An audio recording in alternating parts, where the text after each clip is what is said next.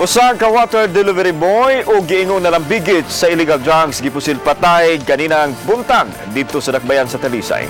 Si Chona Carrion sa report.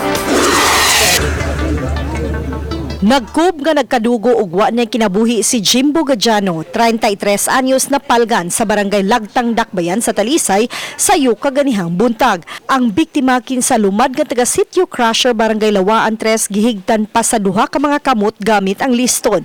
Base sa investigasyon sa Talisay City Police sa mga mulupyo sa dapit, nakadungog sila og buto-buto sa armas alas 4 kaganihang kadlawon. Ug mao nilay nakitaan nga nahayad na si Gadiano. Ang igsuon sa biktima miangkon nga tigamitan og ginadiling droga si Jimbo, apan wa siya kahibaw kung namaligya kini og ginadiling droga, ug wa usab siya nahibawan nga nakaaway niini.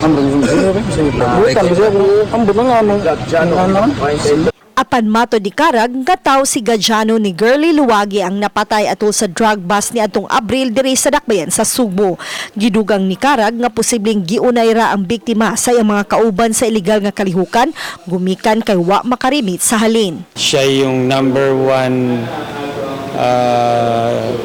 taga-dispose nung namatay na leader nung April 29, 2019. Uban ni Marlon Melgaso, Chona Carrion, Balitang Bisdak.